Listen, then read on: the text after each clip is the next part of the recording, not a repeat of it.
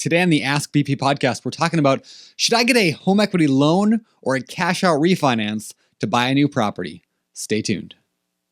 You're listening to another Biggerpockets Ask BP podcast, where you'll hear short, direct answers to your biggest real estate questions. Submit your question today on Facebook, Twitter, or the Biggerpockets forums by using hashtag AskBP.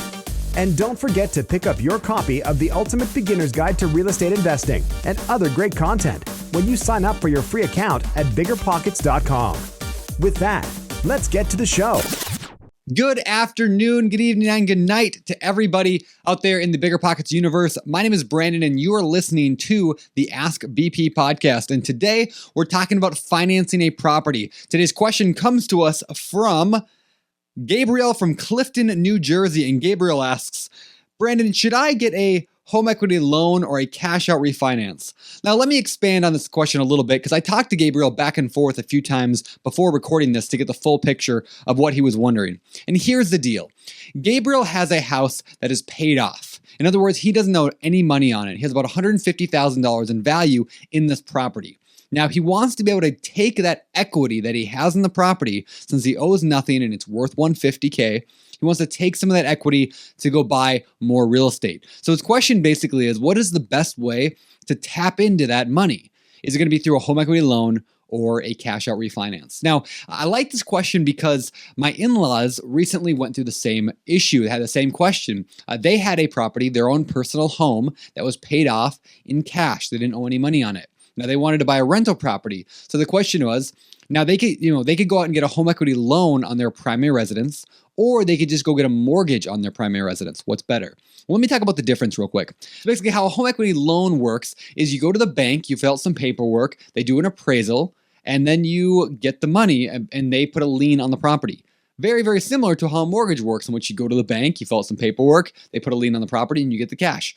It's very, very similar. Now, a home equity loan, however, is a little different in that usually they're used as second mortgages. A home equity loan is usually used as a second mortgage, not usually a first, which means usually people have a first mortgage and then they put a second on top of it to borrow even more money on their equity. But this time, because Gabriel doesn't own anything on the property, that home equity loan would be a first lien. Now, home equity loans are oftentimes confused with a home equity line of credit.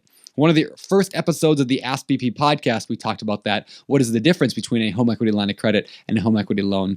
Now, I'm not going to go into that too much now, but basically a home equity line of credit is variable, like a credit card. A home equity loan, you pull out one amount and you pay it back monthly, more like a car loan. So what's better? Now, of course, then there's the mortgage side of things, which we all probably know what a mortgage is. You go to the bank and get a loan, pay it off for 30 years. So what is best for Gabriel? Now that I spent the last 2 hours setting that up, what is best for Gabriel to do?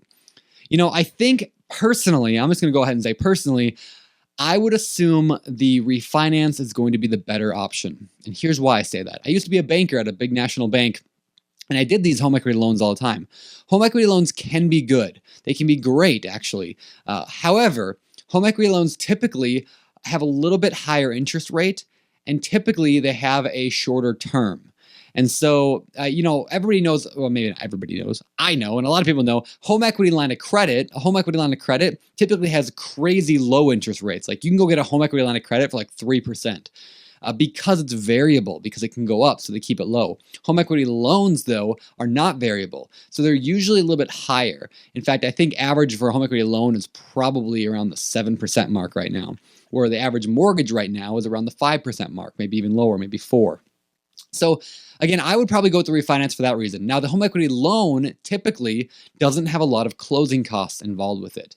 Some banks, just as a promotional thing, will say 0 closing costs. In other words, you can get a home equity loan for no money down, or when, it's pretty awesome, right? However, over the life of the loan, you'll pay more because of the interest, probably. Now, of course, you can check with your local lender. Maybe they have a home equity loan that is a 30-year fixed mortgage with low closing costs, just like a mortgage would be. Maybe, but definitely something to check out. But personally, I think you're probably going to have the most luck by using a refinance, a cash out refinance, where you'll go get a first loan, a first mortgage from a mortgage company or from the mortgage department at the bank, who will then You'll pay them for the next 30 years or whatever term length you want to do. And speaking of that, I do think that is a fantastic way to invest in real estate.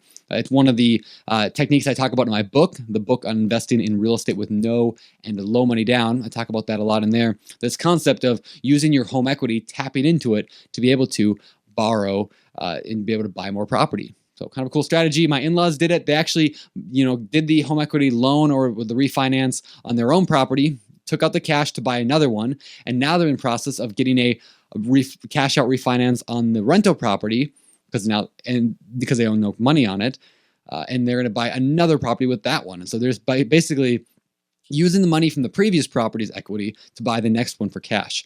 Kind of a cool strategy that a lot of investors like using that you might want to use as well. I mentioned that book. If you want to pick up a copy of the book on investing in real estate with no and low money down, just go to biggerpockets.com/no money. You can also find it on Amazon by searching no and low money down. So with that, we're going to get out of here. But before we do, I want to read today's success quote of the day. And that comes from Henry Ford. Good old Mr. Ford said, "The man who will use his skill and constructive imagination to see how much he can give for $1 instead of how little he can give for $1 is bound to succeed." I love that. Let's get out of here. Now, in pursuit of your goals, don't just learn. What? Take action. For the Ask BP podcast, this is Brandon signing off. You've just heard another episode of the Biggerpockets Ask BP podcast. Submit your question today on Facebook, Twitter, or the Biggerpockets forum by using hashtag AskBP. And for more incredible real estate investing tools and education, including a free download of our book, The Ultimate Beginner's Guide to Real Estate Investing, head over to biggerpockets.com and sign up for your free account today. We'll see you on the next show.